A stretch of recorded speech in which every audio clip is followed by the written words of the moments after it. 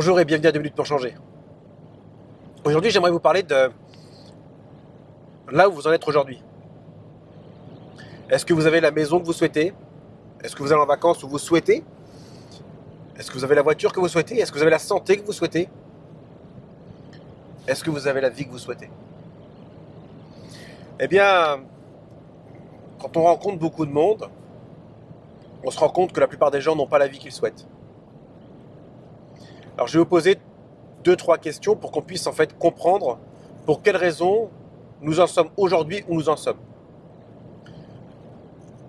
Combien de temps il faut pour avoir son permis de conduire? Pour certaines personnes, c'est 3 mois, 6 mois, 9 mois, 1 an, 2 ans. Chacun y va à son rythme. Mais pendant le code, on prend des notes pour assimiler l'information, pour l'intégrer. On apprend mieux en notant.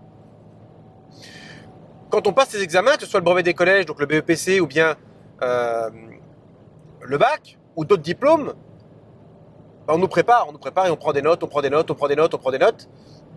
On fait un plan pour pouvoir avoir son diplôme. Et puis après, pour un mariage, combien de temps il faut pour préparer un mariage?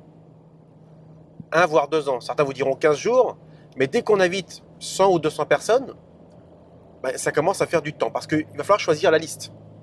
On enlève, on remet, on enlève, on remet. Il faut trouver la salle, le traiteur, l'environnement, le costume, la robe de mariée, les bagues. Donc c'est une préparation qui est longue. Et on en prend des notes, si vous saviez. La question que je vais vous poser, c'est est-ce que vous avez fait un plan pour votre vie?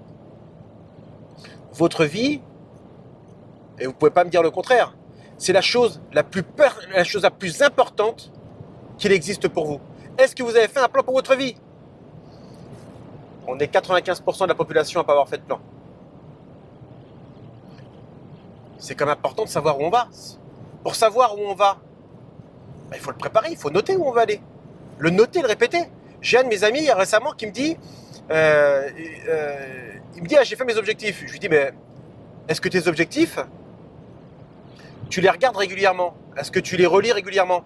Il me dit, je lui ai posé la question en janvier. C'était au mois de mars. Il me dit, j'ai regardé 4-5 fois. Alors je lui ai posé la question, je lui dis, l'herbe, quand on sème de l'herbe, on retourne la terre, ensuite on met les graines, ensuite on passe le rouleau, puis après on fait quoi? On attend? Et non, et on arrose. Et on arrose tous les jours, pendant plusieurs semaines, pour commencer à avoir une pousse qui sort du sol. Ce qui veut dire qu'un objectif, on l'écrit et on le revoit de manière constante. Et on l'améliore et on l'affine. Donc si vous voulez avoir des résultats dans votre vie, commencez à prendre une feuille blanche ou un cahier, achetez un cahier blanc de ce type-là, et notez vos objectifs. Mettez votre plan de vie. C'est extrêmement important. Sur ce, je vous souhaite une excellente journée et je vous dis à très bientôt sur 2 minutes pour changer. Ciao!